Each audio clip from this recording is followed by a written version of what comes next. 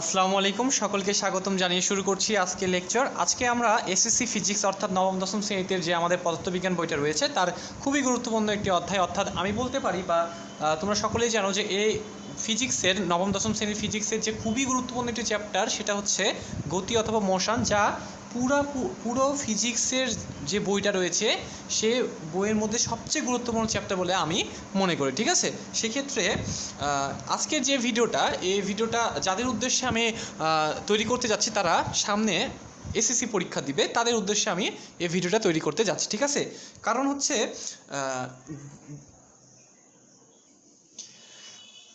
একজন স্টুডেন্ট যখন ক্লাস 8 থেকে নবম দশম 9 ক্লাস 9-এ উত্তীর্ণ হয় তখন তার কাছে গতি চ্যাপ্টারটা যেরকম সে ফিল করে বা যেভাবে সে বুঝে, একজন ক্লাস 10-এর স্টুডেন্ট কিন্তু সেভাবে বুঝে না, বরঞ্চ তার বোঝার ক্যাপাসিটিটা ক্লাস 10-এ উঠে আরেকটু বিল্ড আপ হয়।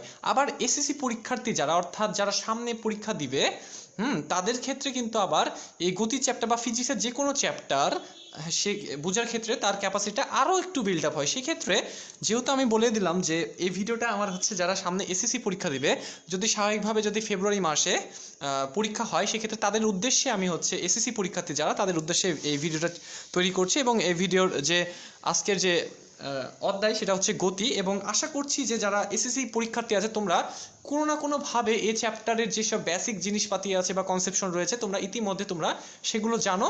হয়তো বা কিছু কিছু জানার মধ্যে কিছু ল্যাকিংস থাকতে পারে, সেই জিনিসগুলো যেন একেবারে ক্লিয়ার হয়ে যায়, সেই জন্য আজকের এই ভিডিওটা আমি তৈরি করতে যাচ্ছি। ঠিক আছে, সেক্ষেত্রে গতির সাথে আমরা আগেই পরিচিত আছি। গতি এক প্রকার, গতি শব্দটার সাথে আমরা পরিচিত আছি। গতি মানে কি? গতি মানে কোনো একটা বস্তুর অবস্থানের যে পরিবর্তনটা, অর্থাৎ এটা গতিশীল অবস্থা, সেটাই কিন্তু গতি ডিটারমাইন করে। আবার স্থিতি কি জিনিস, স্থিতি বা স্থিতিশীল কি জিনিস, যেটা হচ্ছে কোনো কিছু সাপেক্ষে স্থির রয়েছে, সেটাই আসলে আমাদের স্থিতিশীল বস্তু। ঠিক আছে, যাই হোক, আমরা এসব জিনিস নবম শ্রেণীতে যারা উত্তীর্ণ হয়ে পড়াশোনা গতি চ্যাপ্টারটা পড়বে তাদের কাছে এই জিনিসগুলো একদম রুট লেভেল থেকে তাদেরকে শিখতে হবে। কিন্তু যেহেতু এসএসসি পরীক্ষাতে তোমরা এই জিনিসগুলো তোমরা ইতিমধ্যে জানো। ঠিক আছে, সেক্ষেত্রে আমি জাস্ট এই গতি চ্যাপ্টারের যেসব অ্যাপ্লিকেশনগুলো রয়েছে, সূত্রগুলো রয়েছে, সেগুলোকে আরেকটু তোমাদের মাঝখানে ঝালাইয়ের ব্যবস্থা আমি করে দিচ্ছি। ঠিক আছে, সেক্ষেত্রে আমি শুরু করি। সেক্ষেত্রে গতির যদি আমি শুরু করি, গতির প্রথম সূত্রটা সেটা হচ্ছে ভি সমান সমান ইউ প্লাস এটি। ঠিক আছে, আমি আগে সূত্রগুলো লিখে নিচ্ছি, তারপর জিনিসগুলো ব্যাখ্যা আরেকবার দিচ্ছি। 2 নম্বর সূত্র যেটা আমি বলি সেটা হচ্ছে এস সমান সমান ইউটি প্লাস হাফ এটি স্কোয়ার। সূত্রগুলো ব্যাখ্যা আমি পরবর্তী দিচ্ছি, আগে তুলে ফেলতেছি। ঠিক আছে, 3 নম্বর সূত্রটা হচ্ছে ভি স্কোয়ার সমান সমান you square plus 2a S. এবং 4 নম্বর সূত্র যেটা আমি বলি সেটা হচ্ছে এস সমান সমান ভিটি। এখন ভাইয়া কথা হচ্ছে, আপনি তো 4টা সূত্র লিখে দিলেন, এই সূত্রগুলো আমরা সকলে জানি, তোমরা যারা ক্যান্ডিডেট আছো তারা এই কথা আমাকে অবশ্যই বলবা কিন্তু রিপ্লাইতে। কিন্তু আমি তারপরে তোমাদেরকে এই সূত্রগুলো লিখে দিলাম, এবং লিখে দেওয়ার সাথে সাথে আমি এগুলো যে অ্যাপ্লিকেশন বা এইগুলো যে মিনিংটা সেটা আমি এখন ডিসক্রাইব করার চেষ্টা করবো। সেক্ষেত্রে ভি সমান সমান ইউ প্লাস এটি, এই সূত্রটা কি ব্যাখ্যা করে? এই সূত্রটা ব্যাখ্যা করে যে কোনো গতিশীল বস্তু যদি গতিশীল থাকে, কোনো গতিশীল বস্তু যদি গতিশীল থাকে, সেক্ষেত্রে তার 2 ধরনের বেগ থাকে। সেটা হচ্ছে তার ইনিশিয়াল বেগ বা আদি বেগ, এবং গতিশীল বস্তু যখন তার গতিটা শেষ হয়ে যায়, যখন সেটা স্থির হয়ে যায়, তখন তার যে একটা বেগ থাকে সেটা হচ্ছে শেষ বেগ। ঠিক আছে, সেক্ষেত্রে এ ভিটা হচ্ছে তার শেষ বেগ, এবং ইউটা হচ্ছে তার আদি বেগ, এবং এটা হচ্ছে ত্বরণ। ত্বরণ কি জিনিস ভাইয়া? ত্বরণ হচ্ছে সময়ের সাথে সাথে বেগের যে পরিবর্তন। অ্যাপ্রোপ্রিয়েটলি যদি আমি সংজ্ঞাটা বলি, সেক্ষেত্রে দাঁড়ায় সেটা হচ্ছে যে সময়ের সাথে সাথে অসম বেগের যে পরিবর্তন, সেটাই হচ্ছে ত্বরণ। এবং এই ক্ষেত্রে ত্বরণটা সুষম ত্বরণ। সুষম ত্বরণ কেন? সময়ের সাথে সাথে বেগ বৃদ্ধির যে হারটা, সেটাই যেহেতু ত্বরণ, এবং সেই বেগ বৃদ্ধির হারটা সময়ের সাথে সাথে সমান হবে, সেক্ষেত্রে এটা সুষম ত্বরণ নির্দেশ করছে, এবং এটিটা হচ্ছে অতিক্রান্ত সময়। ঠিক আছে, ওকে। এই ক্ষেত্রে ভিটা হচ্ছে কোনো গতিশীল বস্তুর শেষ বেগ, ইউটা হচ্ছে কি বললাম, ইউটা হচ্ছে তার আদি বেগ, এবং এটা হচ্ছে সুষম ত্বরণ, এবং টিটা হচ্ছে আমার অতিক্রান্ত সময়। ঠিক আছে, ওকে। আচ্ছা, এস সমান সমান ইউটি প্লাস হাফ ইটি স্কোয়ার, এটা কিসের সূত্র ভাইয়া? এই সূত্রটা হচ্ছে এস দ্বারা হচ্ছে সরণ বা দূরত্ব বুঝে থেকে আমরা, ইউ দ্বারা আদি বেগ, টি দ্বারা সময়, হাফটা সূত্রেরই হাফ, এবং এটা হচ্ছে সুষম ত্বরণ, এবং টিটা হচ্ছে অতিক্রান্ত সময়। সেক্ষেত্রে খেয়াল করে দেখো, এই যে সূত্রটা রয়েছে, এই সূত্রটা আসলে 3টা জিনিসের মধ্যে আসলে সম্পর্কযুক্ত। সেটা হচ্ছে আমার অতিক্রান্ত দূরত্ব বা সরণ, আমার আদি বেগ, এবং আমার ত্বরণের মধ্যে সম্পর্ক তুমি বলতে পারো। আবার তুমি বলতে পারো যে এই সম্পর্কটা হচ্ছে আমার অতিক্রান্ত দূরত্ব, আমার সুষম ত্বরণ এবং সময়ের সাথে আমার সম্পর্ক। ঠিক আছে, আচ্ছা, এখন ভি স্কোয়ার সমান সমান ইউ স্কোয়ার প্লাস 2as, এই সূত্র দ্বারা আমরা বুঝতে পারি যে ভি দ্বারা হচ্ছে আমরা শেষ বেগ, ইউ দ্বারা আদি বেগ, 2টা হচ্ছে আমাদের সূত্রের 2 এবং এ দ্বারা হচ্ছে আমরা সুষম ত্বরণ আমরা বুঝতে পারছি এবং এস দ্বারা আমরা অতিক্রান্ত দূরত্ব বা সরণ বুঝতে পারছি। এস সমান সমান ভিটি, এটা আসলে সুষম বেগে বা সমবেগে গতিশীল কোনো বস্তুর যে অতিক্রান্ত দূরত্ব এটা আমরা বুঝতে পারি। সেটা হচ্ছে এখানে এসটা হচ্ছে অতিক্রান্ত দূরত্ব, এই ভিটা হচ্ছে সমবেগ নির্দেশ করছে, অর্থাৎ সময়ের সাথে সাথে যে অতিক্রান্ত দূরত্ব সেটা কিন্তু সমান। আমরা সকলেই জানি বেগ বলতে বোঝাচ্ছি হচ্ছে সময়ের সাথে সাথে যে অতিক্রান্ত যে সরণ বা দূরত্বটা সেটাই কিন্তু আমাদের বেগ বা দ্রুতি। সেক্ষেত্রে এই যে সূত্রটা রয়েছে, সূত্রটা বা সমীকরণের যে ভিটা রয়েছে সেটা কিন্তু এই ভিটা কিন্তু আমাদেরকে অবশ্যই সমবেগ নির্দেশ করছে। অর্থাৎ খেয়াল করে দেখো, কোনো বস্তু যদি সমবেগে গতিশীল হয় এবং তার যদি সে বেগটার মান জানা থাকে এবং অতিক্রান্ত সময়টা জানা থাকে, সেক্ষেত্রে আমি অতিক্রান্ত দূরত্ব খুব সহজে নির্ণয় করতে পারবো। আবার এই সূত্র দ্বারা, অর্থাৎ এর সমান সমান ইউটি প্লাস হাফ এটি স্কোয়ার দ্বারা আমরা কি বুঝতে পারি, এই সূত্র দ্বারা হচ্ছে যদি কোনো বস্তু সুষম ত্বরণে চলমান থাকে, হ্যাঁ, সেক্ষেত্রে আমরা যে অতিক্রান্ত দূরত্বটা সেটা এই সূত্র দ্বারা বের করতে পারি। তাহলে দেখো এই সূত্রটা কখন আমরা ব্যবহার করবো, যখন আমাদের সুষম ত্বরণ কাজ করবে, সুষম ত্বরণ কাজ করবে, ঠিক আছে, সুষম ত্বরণে কোনো বস্তু গতিশীল থাকবে। আবার এই সূত্র যখন আমরা ব্যবহার করব যখন হচ্ছে আমাদের কোনো বস্তু সমবেগে, যখন কোনো বস্তু সমবেগে গতিশীল থাকবে, ঠিক আছে। সো আশা করছি এই সূত্র, এই 4টা সূত্র তোমরা খুব ভালো করে অলরেডি তোমরা বুঝেছিলে, আবারও জিনিসগুলো ক্লিয়ার হয়ে গেল, ঠিক আছে। ওকে, এখন আমরা এই সূত্রগুলোরই যখন আমাদের হচ্ছে উলম্বভাবে কোনো বস্তু পড়বে বা মুক্তভাবে কোনো বস্তু যখন উপর থেকে পড়বে, সেই মোমেন্টে আমরা এই সূত্রগুলোর অ্যাপ্লিকেশনগুলো বা সূত্রগুলোর যে সমীকরণগুলো সেটা একটু ডিফারেন্ট হয়ে যাবে। হ্যাঁ, সেই ডিফারেন্টগুলো আমরা এখন আলোচনা করব, ঠিক আছে। সেক্ষেত্রে দেখো এই যে সূত্রটা রয়েছে, যখন আমি বলতে যাচ্ছি যখন মুক্তভাবে কোনো পড়ন্ত বস্তু, অর্থাৎ সাপোজ ধরো তুমি ছাদে আছো এবং ছাদ থেকে তুমি একটা বল নিচে, তুমি ধরো 4তলা বিল্ডিংয়ে আছো, সেই 4তলা বিল্ডিং থেকে তুমি হচ্ছে একটা বলকে তুমি মুক্তভাবে ছেড়ে দিলা, ধরো এ পয়েন্ট থেকে তুমি একটা বলকে ছেড়ে দিলা, ঠিক আছে, এই যে এই বলটাকে তুমি মুক্তভাবে ছেড়ে দিলা, সেক্ষেত্রে এই সমীকরণগুলো একটু আলাদা হয়ে যাবে, আলাদা রূপ নেবে। সেক্ষেত্রে দেখো এই 1 নম্বর সমীকরণটাই হবে এই ভিটা থাকবে, অর্থাৎ শেষ বেগ থাকবে ইউ প্লাস জিটি, অর্থাৎ এখানে আমাদের যে ত্বরণটা সেখানে এ নির্দেশ না করে সেখানে জি আমরা বসাবো বা প্রকাশ করব। এই কারণটা হচ্ছে আমাদের এটা হচ্ছে সুষম ত্বরণ, আবার জিটাও কিন্তু ত্বরণ, কিন্তু এই জিটা হচ্ছে আমাদের অভিকর্ষ ত্বরণ। সেক্ষেত্রে যখন আমরা উলম্বভাবে কোনো বস্তু যখন পড়বে, অর্থাৎ পৃথিবী যখন তাকে নিজের দিকে আকর্ষণ করবে, তখন একটা অভিকর্ষ বল কাজ করবে এবং অভিকর্ষ বলের কারণে যে ত্বরণটা পাবো সেটা কিন্তু আমরা জানি অভিকর্ষ ত্বরণ, যাকে আমরা জি দ্বারা প্রকাশ করছি। সেক্ষেত্রে এর জায়গায় আমাদের সমীকরণটা আমরা হচ্ছে এর জায়গায় জি দ্বারা প্রকাশ করব, ঠিক আছে। আচ্ছা, এবং আমি কি বললাম যে এটা কিন্তু মুক্তভাবে পড়ন্ত বস্তু। এখন কথা হচ্ছে এই সমীকরণে আরেকটু রূপ পরিবর্তন হয়ে যাবে। এর কারণটা কি জানো? এর কারণটা হচ্ছে যখন মুক্ত হয়ে কোনো বস্তু মাটিতে পড়বে, হ্যাঁ। আচ্ছা, তোমার তার আগে একটা জিনিস ক্লিয়ার করে নি, সেটা দেখো, খেয়াল করে। এই যে এ পয়েন্ট থেকে তুমি যখন বস্তুটিকে তুমি ছেড়ে দিলা বা বলটাকে ছেড়ে দিলা, যখন পৃথিবী পৃষ্ঠে যখন এসে আঘাত করবে, পৃথিবী পৃষ্ঠে যখন এসে উপচে পড়বে, তখন কিন্তু এখানে এ পয়েন্টে পৃথিবী পৃষ্ঠের এসে যে বলটা বা বস্তুটার যে বেগটা থাকবে সেটাই কিন্তু তার শেষ বেগ ভি, ঠিক আছে, এটাই তার শেষ বেগ। এবং মুক্তভাবে যখন পড়ছিল তখন তার যে বেগটা ছিল সেটা আদি বেগ, কিন্তু যখন মুক্তভাবে কোনো পড়ন্ত বস্তুর ক্ষেত্রে যার যে বেগটা থাকে সেটা কিন্তু অবশ্যই শূন্য থাকে, এটা সবসময় মনে রাখতে হবে। অর্থাৎ মুক্তভাবে পড়ন্ত বস্তুর ক্ষেত্রে তার বেগের মানটা শূন্য থাকে, ঠিক আছে, তার আদি বেগটা শূন্য থাকে। সেই ক্ষেত্রে যে মানটা আমরা পাবো সেটা হচ্ছে ভি সমান সমান জিটি, ইউ এর মানটা যেহেতু শূন্য, সেক্ষেত্রে এখানে আমরা এই সমীকরণটা ভি সমান ইউ প্লাস জিটি না লিখে শুধুমাত্র ভি সমান জিটি লিখতে পারি, কারণ ইউ এর মানটা শূন্য, ঠিক আছে।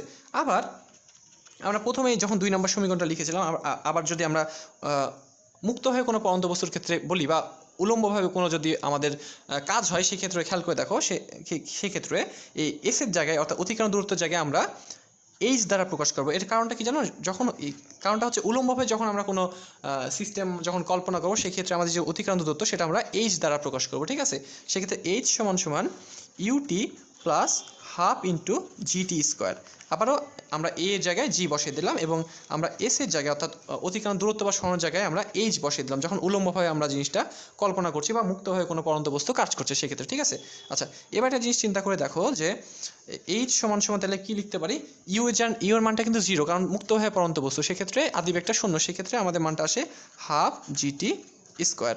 আবার 3 নম্বর যে সমীকরণটা সেটাতে খেয়াল করে দেখো, ভি স্কোয়ার সমান সমান you square plus 2g, S এর জায়গায় আমরা এইচ বসে দেবো, কারণ এটা মুক্তভাবে পড়ন্ত বস্তু এবং উলম্বভাবে কাজ করছে, সেক্ষেত্রে আমরা অতিক্রান্ত দূরত্ব এস না বসে এইচ করবো আগের মতোই, ঠিক আছে। সেক্ষেত্রে যে মানটা পাবো সেটা হচ্ছে, যেহেতু ইউ এর আদি বেগটা শূন্য, সেক্ষেত্রে ভি স্কোয়ার সমান সমান 2gh, ঠিক আছে। সো আশা করছি তোমরা এই কনসেপ্টটা বুঝতে পারো, যখন মুক্তভাবে কোনো বস্তু পড়ন্ত থাকবে বা পড়তে থাকবে, সেই ক্ষেত্রে তার আদি বেগটা কী হবে বলতো? মুক্তভাবে পড়ন্ত বস্তুর ক্ষেত্রে আদি বেগটা অবশ্যই শূন্য হবে। সেক্ষেত্রে আমরা কয়টা সমীকরণ পেলাম খেয়াল করে দেখো, সেটা হচ্ছে ভি সমান সমান জিটি। সেক্ষেত্রে দেখো ভি সমান সমান জিটি, এক্ষেত্রে একটা জিনিস চিন্তা করে দেখো ভাইয়ারা, সেটা হচ্ছে যে এখানে কিন্তু ভিটা হচ্ছে আমাদের শেষ বেগ, এই জিটা হচ্ছে অভিকর্ষ ত্বরণ এবং টিটা হচ্ছে আমাদের অতিক্রান্ত সময়। সেক্ষেত্রে একটা জিনিস চিন্তা করে দেখো, এই জিটা অভিকর্ষ ত্বরণ যা একটা কনস্ট্যান্ট বা ধ্রুবক মান। এক্ষেত্রে দেখো সমান চিহ্নটার জায়গায় যদি আমি এখন সমানুপাতিক চিহ্ন দিয়ে দিই, তাও কিন্তু জিনিসটা খাটবে। এর কারণটা কি বলতো? এর কারণটা হচ্ছে যখনই আমরা সমানুপাতিক চিহ্নটা, যদি আমরা রিভার্স প্রসেসে যাই খেয়াল করে দেখো যে সমানুপাতিক চিহ্নটা সরিয়ে দিলে আমরা যদি সমান চিহ্ন বসাই, সেই ক্ষেত্রে আমরা অবশ্যই একটা কনস্ট্যান্ট বা ধ্রুবক মান আমাদেরকে বসাতে হয়। সেক্ষেত্রে এখানে জি বসাবো, আমরা অভিকর্ষ ত্বরণ বসাবো। কিন্তু আমরা যখন এই লাইন থেকে যখন এই লাইনে আসি, সেক্ষেত্রে দেখো আমি হচ্ছে ধ্রুবক বা কনস্ট্যান্ট মানটা সরিয়ে ফেলতেছি। সেক্ষেত্রে আমরা সমান চিহ্নটা আর ব্যবহার করতে পারবো না, বরং সেখানে একটা সমানুপাতিক চিহ্ন দিব। এবং কার সমানুপাতিক? এখানে দেখো এই যে যা শেষ বেগটা রয়েছে মুক্ত হয়ে পড়ন্ত বস্তুর ক্ষেত্রে, তার শেষ বেগটা হচ্ছে অতিক্রান্ত সময়ের সমানুপাতিক। খেয়াল করে দেখো, ধরো চিন্তা করে দেখো তোমরা, যে মনে করো যে এই এখানে একটা বল রয়েছে এবং এই বলটাকে তুমি মুক্তভাবে ছেড়ে দিলা, এবং এই পয়েন্টে এসে তার যে একটা বেগ থাকবে, ধরো এই পয়েন্টে এসে তার শেষ বেগটা হচ্ছে ভি, ঠিক আছে? এই পয়েন্টে এসে তার শেষ বেগটা হচ্ছে ভি। এখন কথা হচ্ছে এই শেষ বেগের মানটা কত হবে, বা এই শেষ বেগটা কার উপর ডিপেন্ড করবে? এই শেষ বেগটা কার উপর ডিপেন্ড করবে জানো? সমীকরণ থেকে দেখো, এটা হচ্ছে আমাদের অতিক্রান্ত সময়। অর্থাৎ আমার মুক্তভাবে যে বলটা এই পয়েন্টে এসে পড়বে, যতক্ষণ পর্যন্ত যে সময়টা অতিক্রান্ত হবে তার সমানুপাতিক সম্পর্ক। অর্থাৎ মুক্তভাবে পড়ন্ত বস্তুর ক্ষেত্রে তার যে একটা নির্দিষ্ট পয়েন্টে বা নির্দিষ্ট বিন্দুতে তার যে বেগটা বা শেষ বেগটা, সেটা অবশ্যই তার অতিক্রান্ত সময়ের সমানুপাতিক সম্পর্ক, ঠিক আছে? তো আশা করছি জিনিসটা বুঝতে পারলাম যে ভি সমানুপাতিক টি। এটা আমরা কিভাবে পেলাম? আমরা কিন্তু ভি সমান সমান জিটি মুক্তভাবে সমীকরণ যেটা পেলাম, মুক্তভাবে পড়ন্ত বস্তুর ক্ষেত্রে তার শেষ বেগে যে সমীকরণটা ভি সমান সমান জিটি, এই সমীকরণ থেকে কিন্তু আমরা এই কনসেপ্টটা বা এই সত্যটা আমরা আরোপ করতে পারলাম বা ব্যাখ্যা করতে সক্ষম হলাম, ঠিক আছে? আবার চিন্তা করে দেখো যে আরেকটা সূত্র পেলাম, সেটা হচ্ছে কি বলতো? সেটা হচ্ছে এইচ সমান সমান হাফ জিটি স্কোয়ার।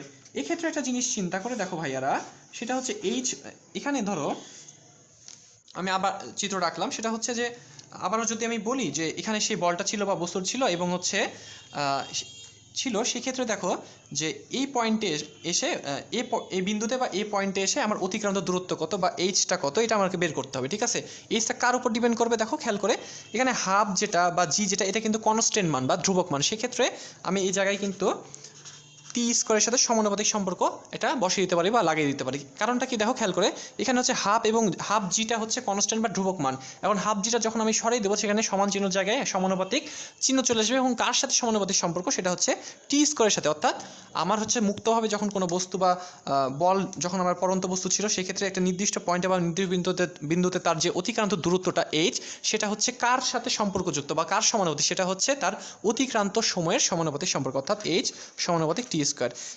এই জিনিসগুলো কিন্তু মুক্তভাবে পড়ন্ত বস্তুর ক্ষেত্রে তোমাদের সূত্রগুলো বইয়ে দেওয়া আছে, কিন্তু আমি আসলে আমার গতি রিলেটেড যে কনসেপ্ট বা সূত্রগুলো রয়েছে, সেই সূত্র থেকে কিন্তু আমি এই কনসেপ্টগুলো বা এর সত্যগুলো আমি নিয়ে আসতে সক্ষম হচ্ছি, ঠিক আছে? সেক্ষেত্রে দেখো যে মুক্তভাবে কোনো পড়ন্ত বস্তুর ক্ষেত্রে একটা নির্দিষ্ট বিন্দুতে বা নির্দিষ্ট পয়েন্টে এসে তার যে অতিক্রান্ত দূরত্বটা, সেটা হচ্ছে তার অতিক্রান্ত সময়ের বর্গের সমানুপাতিক সম্পর্ক, ঠিক আছে? আবার প্রথম সূত্র থেকে আমি কি পেলাম? প্রথম সূত্র থেকে পেলাম হচ্ছে মুক্তভাবে পড়ন্ত কোনো বস্তুর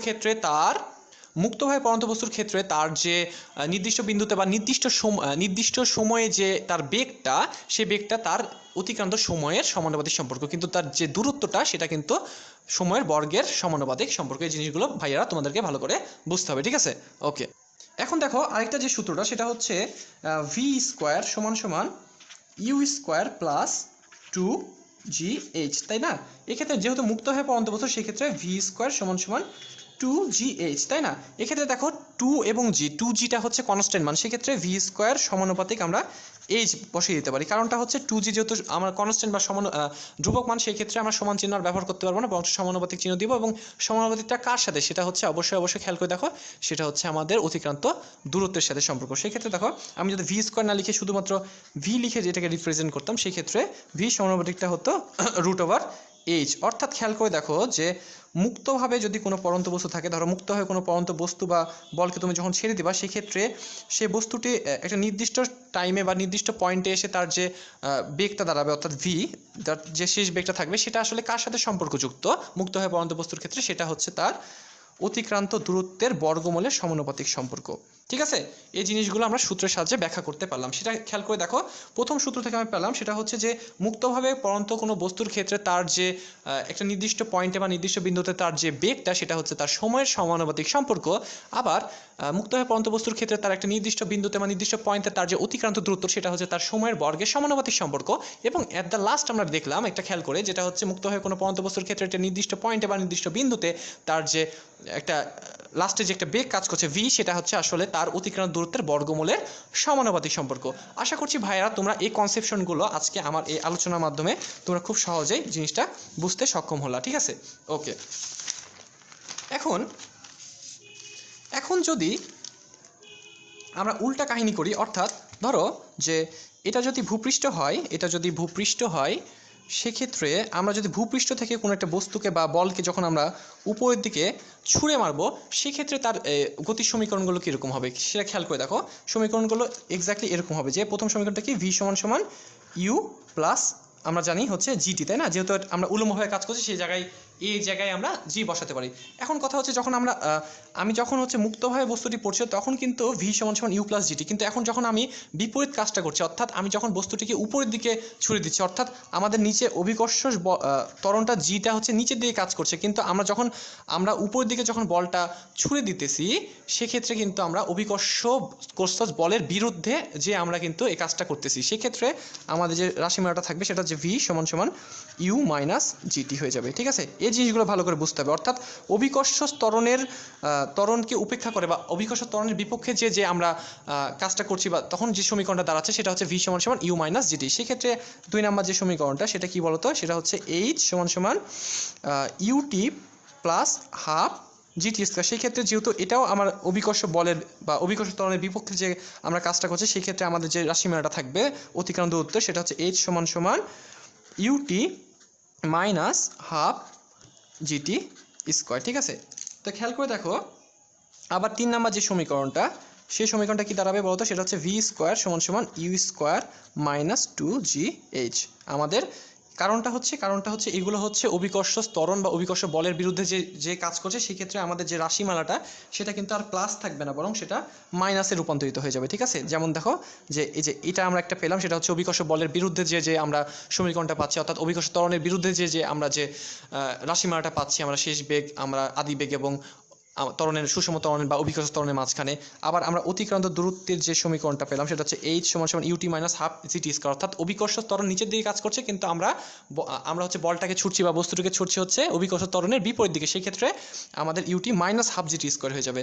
আবার যেহেতু আমরা হচ্ছে বস্তুটিকে বা বলটিকে উপরের দিকে ছুটে মারলাম অভিকর্ষ ত্বরণের বিপক্ষে, সেক্ষেত্রে ভি স্কয়ার সমান সমান ইউ স্কয়ার প্লাস 2GH এর পরিবর্তে সেখানে আমরা প্লাসের জায়গায় মাইনাস চিহ্ন ব্যবহার করবো। যে কোনো গাণিতিক সমস্যাবলীর সময় তোমরা খেয়াল করে দেখবা, যখন হচ্ছে অভিকর্ষ ত্বরণ যখন জি নিচের দিকে কাজ করবে, তখন যদি তার বিরুদ্ধে যদি কাজ করা হয় বা বিপরীত দিকে কাজ করা হয়, সেক্ষেত্রে যে গতির যে সমীকরণগুলো হবে সেগুলো কিন্তু আমাদের অবশ্যই প্লাসের জায়গায় মাইনাস চিহ্নগুলো বসে যাবে।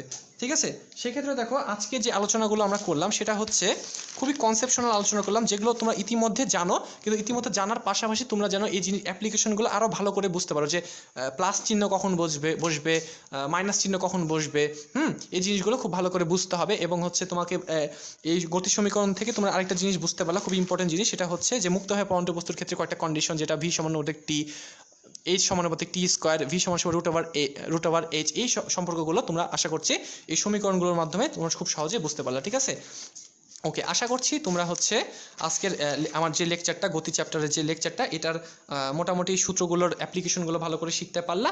এর মাধ্যমে পরবর্তীতে যখন নেক্সট ভিডিও আপলোড হবে, নেক্সট ভিডিওতে আমরা হচ্ছে গ্রাফ নিয়ে কাজ করব, গ্রাফ নিয়ে কিছু কনসেপশন আলোচনা করব।